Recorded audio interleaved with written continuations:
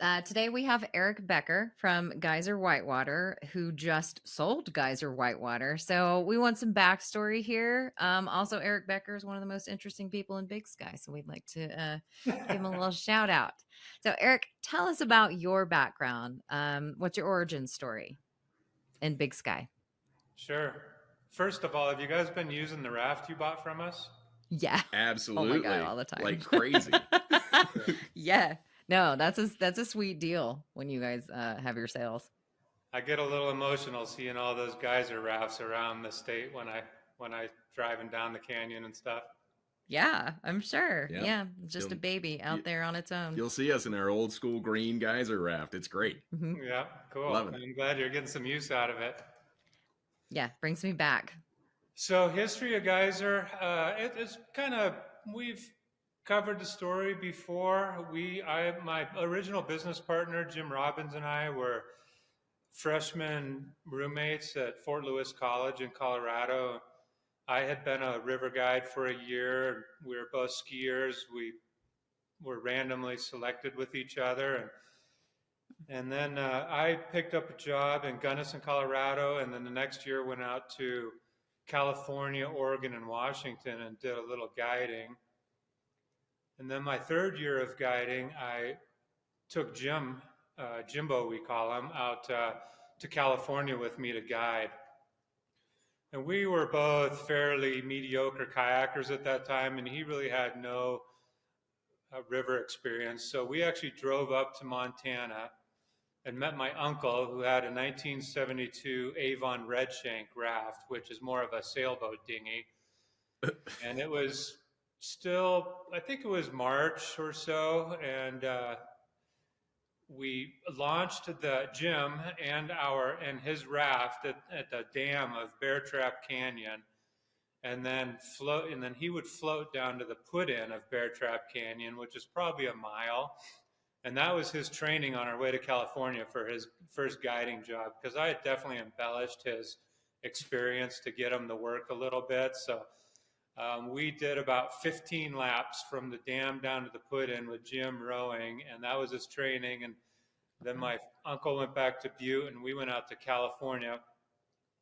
And that was a lot of anywhere from class 3 to class 5 guiding. So Jim got thrown into the fire based on my embellishment Yeah. a little bit, but we ended up having a great summer until the end. That company, and I still don't know whatever happened. They went out of business. They sold their permits. They were cash strapped. I don't know, but the about $1,200 they owed each of us, which was our entire net worth at the time, they weren't going to pay us.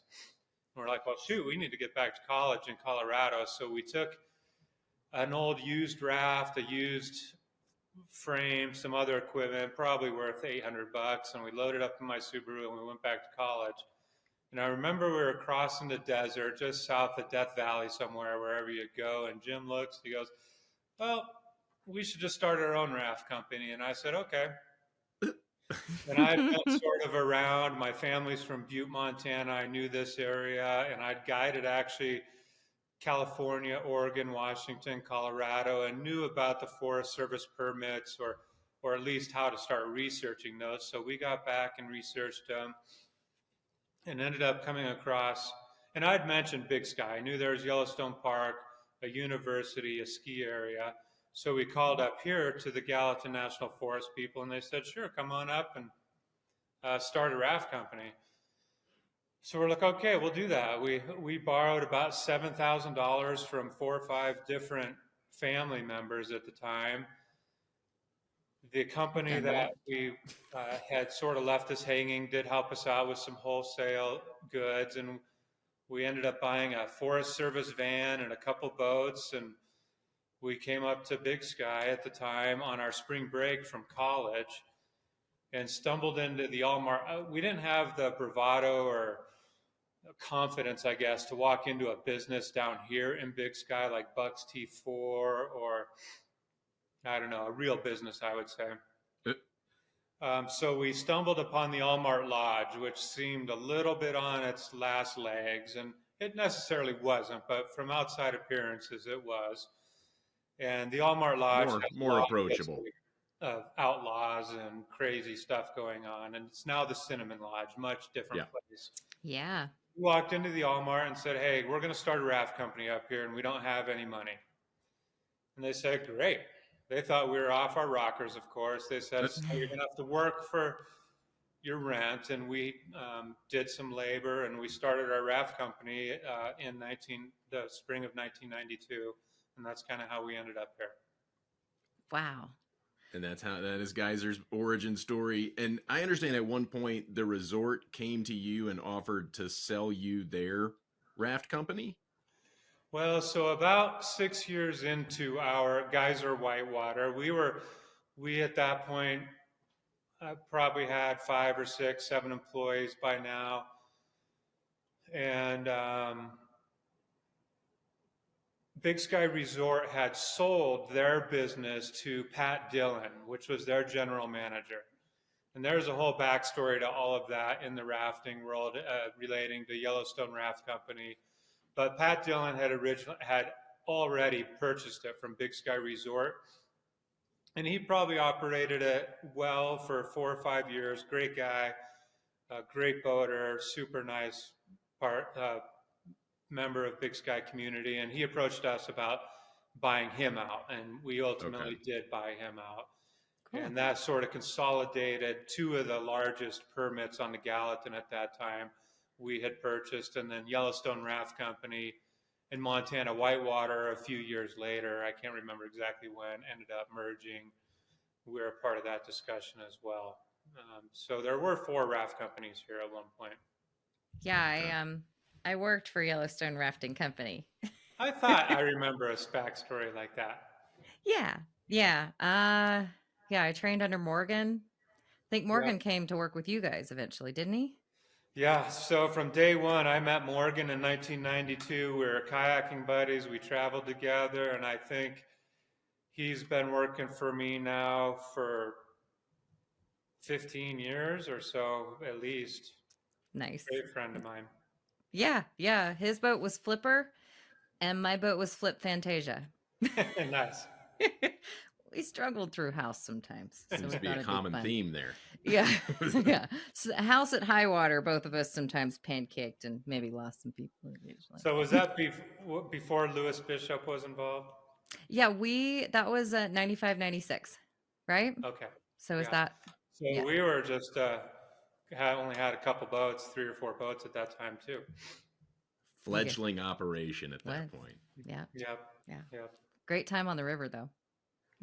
It was. And give me a couple of memorable highlights along the way.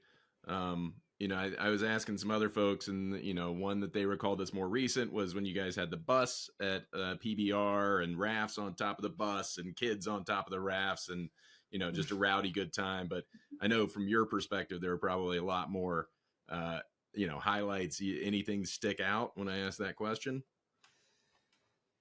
Boy, there's been a flood of memories this last 5 months as I've been going through this process. That's for sure. A lot of emotions. And it's funny when I talk to my old business partner, Jim, or my general manager, Nicole Barker, who's been with me for 24 years, everybody remembers these crazy stories. And I can hardly remember them. But of course, there's memorable times.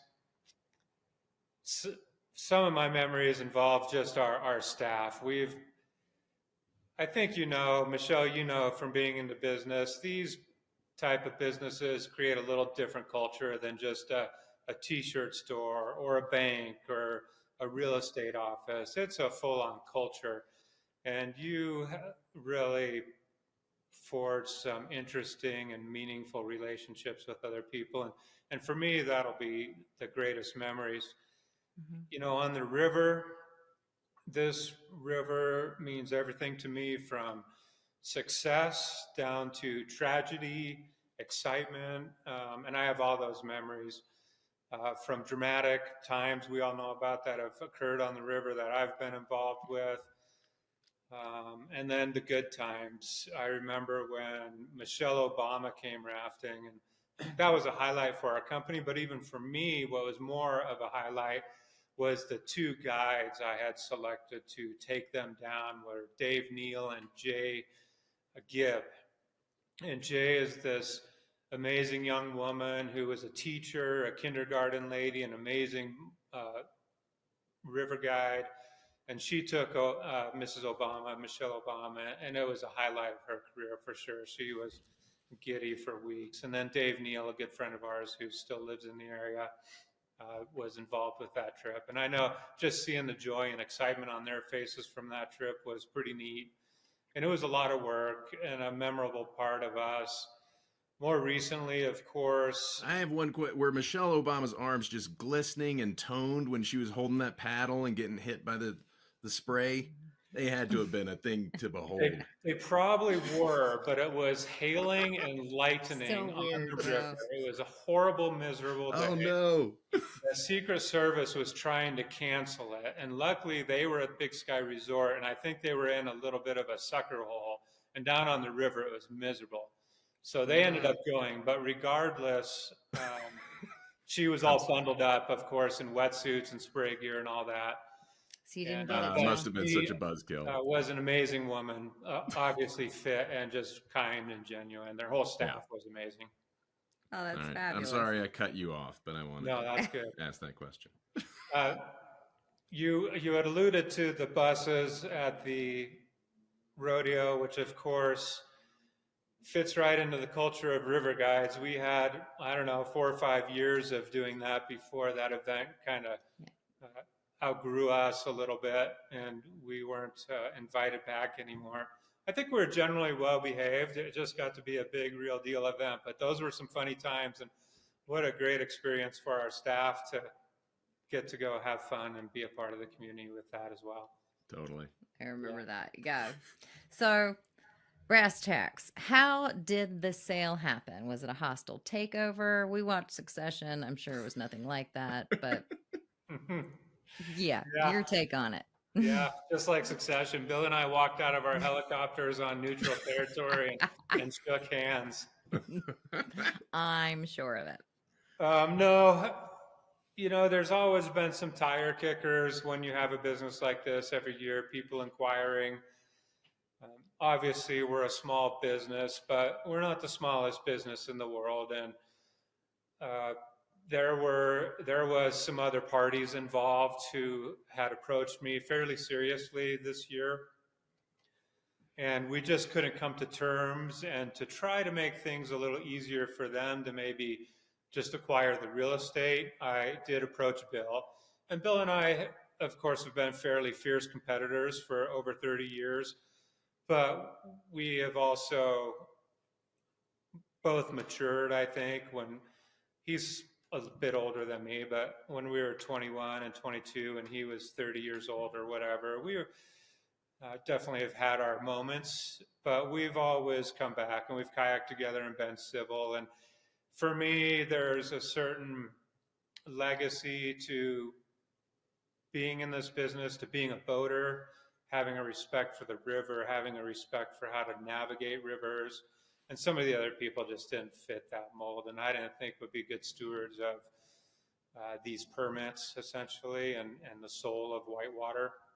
Mm-hmm. My daughter's going on in a different direction. Had she been interested in the business, maybe things would have been different.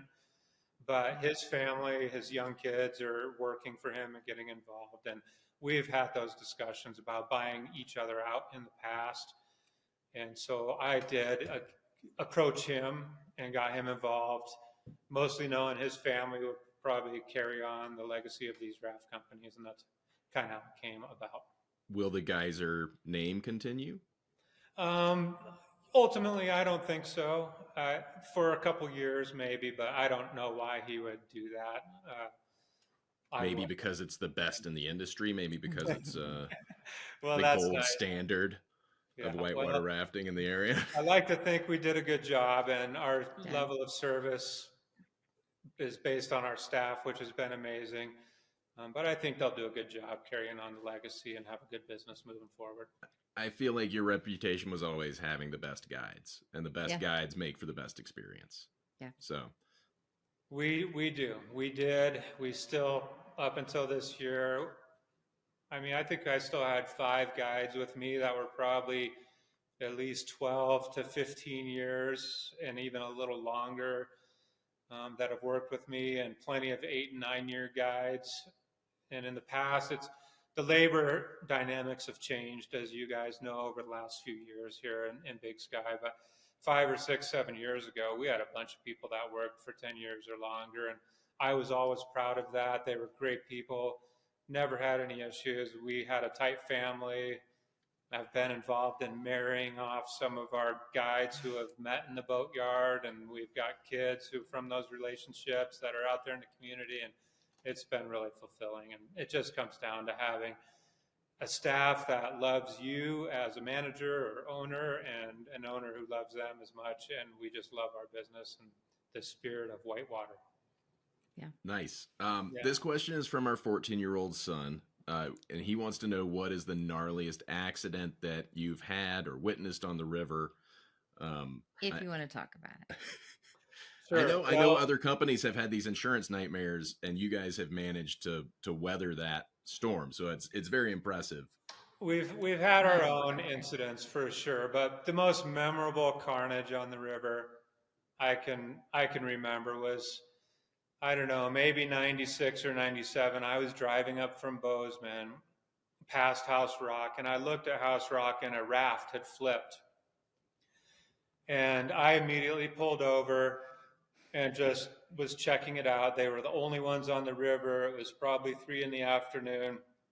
And I saw 4 people get out immediately, right to the river left of House Rock. And their raft came floating down the river through the boulder field. And I could see a little glimpse of a helmet underneath the river, under the water, still attached to the boat. And all the other 4 people were high-fiving on shore and hugging, and obviously just had saw God, but were thrilled that they were out of the water. And I look around, and there's not a soul in sight or nobody paying attention. And I knew there's another human under the boat, and they didn't really realize it. So I drove down to the next pullout just above Gagush, and ultimately ended up jumping in the river. I did have my life jacket, but it was over 2,000 CFS, and I jumped in the river, made contact with this guy who was barely conscious, and he was all twisted up in a pile of ropes, and it was ugly. And I swam the whole mad mile with him, and used my knife to start cutting ropes and cutting away some of his life jacket to try and free him up. And he was just in there, and I couldn't get him out. And by this time I was bleeding all over and exhausted, and I had to let him go. And I got back to shore. I immediately jumped in the middle of the river, or the highway, had my knife out, was probably bleeding, stopped this car, jumped in this lady's car, and I just yelled at her to drive. And this poor lady was about to have a heart attack. And I said, "I'm not going to hurt you. Just drive. There's a guy dying in the river." Oh my God. And so she did, and we got down to what's called the first kayaker takeout. And I jump out again, and by this time, Marshall Tate, who owns Crystal Images, somehow got involved. And I swam back out to the river, grabbed the raft, he pulled me in, and ultimately we did CPR on this young man named Brian. And he was brought back to, resuscitated a little bit on the way to the hospital, but ultimately died. And it was just a really dramatic time for me, and a big rescue. Ultimately, there was some recognition from the governor and all this stuff, but the emotional toll on me, I'm not an overly emotional guy, honestly, so I wasn't, going to counseling or anything. But obviously it stressed me because I had got chickenpox about a week later at 26 years old or something. And wow. Bless my wife now, she was not my wife at the time, having a 26-year-old with chickenpox. You get man cold. You get it bad then. Yeah. You get it bad when you're older. Better, and you get chickenpox as a guy. It was just horrible. So that's the worst carnage I've seen. And it was a dramatic situation. Yeah. Years later, I became friends with his family, and they've come out here to see me. And it's something I'll always remember. And just a tragic situation. Yeah, that is harrowing. Hopefully that's enough carnage for your son. That's enough carnage. An Oh he'll my, like that, and we will try not to have any experience like that in your old raft that you no. sold us. Now, yeah, and that's ultimately why I got out of it. The summer I was working there, we lost somebody. I think it was 96 the summer, but it wasn't my boat. But I don't think people understand when they go into guiding, or even when they get on the river, like how fierce the river is, and Mhm. how you at certain points have no control. And it is just, if you don't respect that, it's huge. And I just thought, I kept thinking to myself, I'm like, I'm too sensitive of a person to like handle a situation like the one you're talking about. Like I don't know how I would recover. And I mean, for you to like fight through the water for that person, I mean, that's so huge. And I know what you mean, like when you're saying the water was running that high. I mean, you risked your life. You risked your life to help save that guy. So really appreciate that, But and that kind of big experience props. also has to fuel you as you know, train guides, as you train people to go on the river. Sure. I'm sure that was always kind of in the back of your mind. It does. Part of that, part of Yellowstone's incident at the time, Adventures Big Sky had an incident.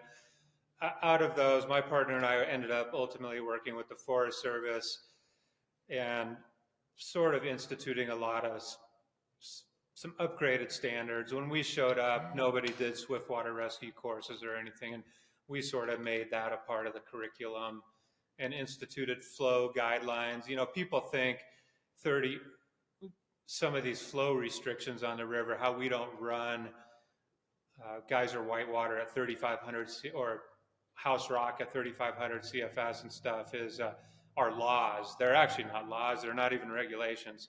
Those are simply Jimbo and I's rules that everybody Yeah. else has kind of followed, and they make Nice. sense. I think everybody knows that. Yeah. Yeah. Yeah. Nobody wants to go flying It's over just a house common like that. sense, really. Yeah. Yeah. But the S- Gallatin's sporty. If you've guided on the Gallatin, the only other river I sort of give that respect to is the Taylor River in Colorado.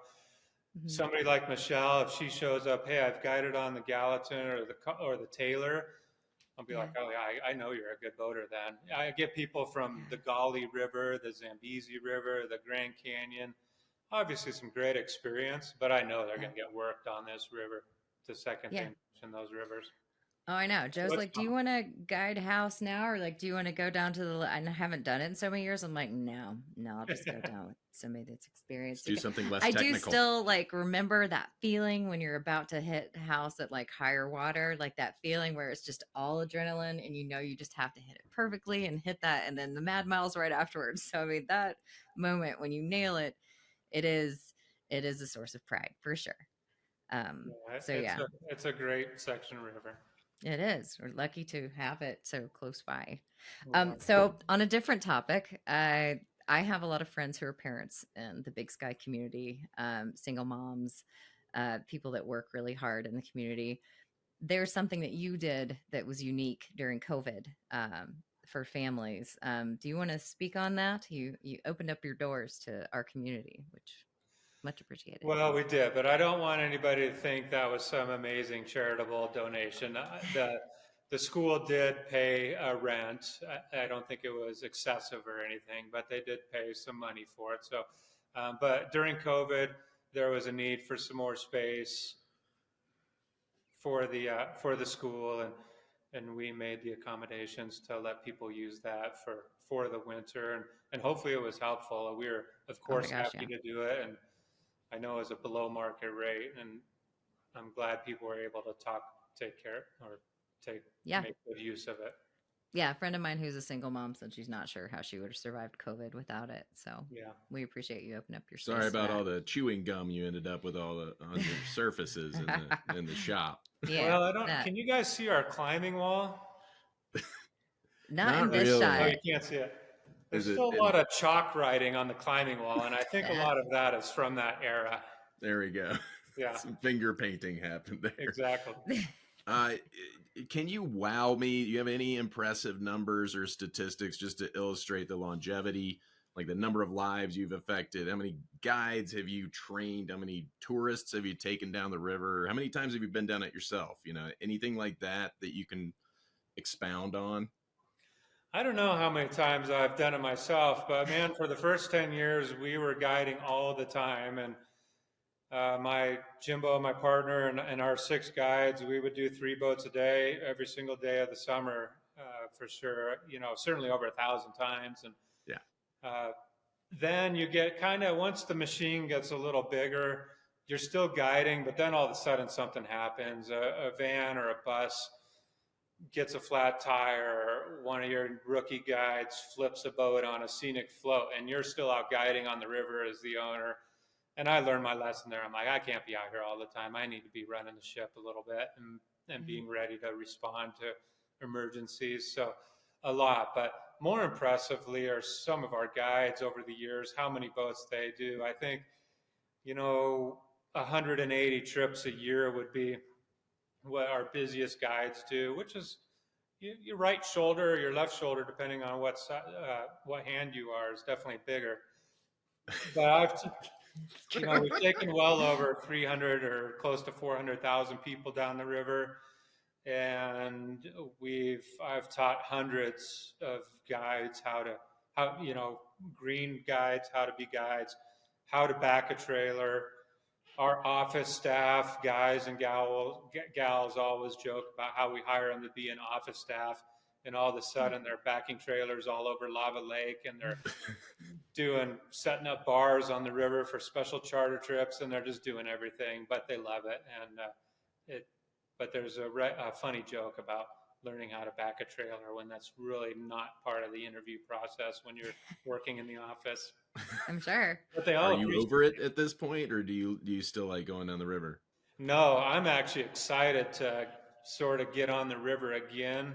10 years ago, I had a pretty major back surgery where I had my lumbar spine every disc was replaced with an artificial disc, and I had that surgery done over in Germany. Wow. Oh my God. So at that point, not that it's a big deal, it was great. I'm super fit right now, actually I'm not fit, but my back is fine. You're bionic. I am bionic, but that does take a little bit of the fun out of class 5 kayaking, and that was a big part of my life. So that's not a recommended activity when you have that sort of surgery. Nah. Yeah. So to sort of be taken off that level as a kayaker, affects you emotionally a little bit, because that's part of how you identify with yourself. But I've had fun. I still kayaked over 5,000 CFS this year with a lot of butterflies in my stomach, of course. But I look forward to going and doing trips during the summer and getting on the Gallatin again without having to worry about what's going on back at the office. And I love it. I love rafting and kayaking on any river, whether it's a scenic. Nice. Maybe those new discs give you extra flotation. You never know. Yeah, you never know. Hopefully we don't have to find out. little life vests inside of you. So No, tell me. I swam House Rock at 5,000 CFS about 4 years ago. And I'm 53 now, so I guess I wasn't even 50, I was 48, but I definitely was. It was an eye opener. I've done that before, but I was 28 and 32, which is a different thing. Boy, howdy. Do not recommend. Do not. No. 0 stars. So what do you have in store next? What's your next chapter looking like? I don't know. The Barker family and us still own Yellowstone Aerial Adventures, which is our zipline park in West Yellowstone. Yeah. And real estate down there. So we are looking to probably divest of that in the near future. Okay. I have a fairly active real estate business as working for Sotheby's, and have great clients and stay busy with that every day for the most part. So I'll continue with that. And business, I don't know. There'll definitely be some more time on my hands that I've never had in my life for the most part. So it'll take some adjustment. There might be some more business opportunities come up. I wouldn't say I'm going to retire. I just don't know what I would do. But I'll definitely continue to work on the real estate side of things. And my old partner, Jim, who I bought out, I think 17 years ago. Wow. 12 years ago, maybe. He has some business stuff brewing, and maybe I might help them out with that a little bit. I don't All know. right. Definitely have some Hey. kayaking and rafting coming up, and some Sounds like it. whatever else. You're gonna stay busy, it sounds like. Yeah. And that's great. We're Hopefully I'll so go happy rafting for with you. you guys. There You we go. can. Your Yeah. old boat. We're very chill. So, We're very chill on should the we river. trade in that raft for like a slightly better one before the ink is dry here? What's You our probably move? should. You have one day to do it. Oh no. Awesome. Think about Right, what I'm a gonna- collector's item that'll be now. I know. It's still floating pretty well. At least in my love mind, it'll be a collector's item. Nobody else will see it that way, but Yeah. We wouldn't part with it at this point. Yes. Yeah. You're welcome to join us on one of our Yellowstone River floats. We do make a day of it. Eat it, follow your nose. Sometimes overnight. Very calm day. one of my favorites. I can't wait to do it. All right. All right, this was great. Thanks so much for talking to us, Eric. Thank you, Eric, for your time Yeah, today. thank you both. That was fun.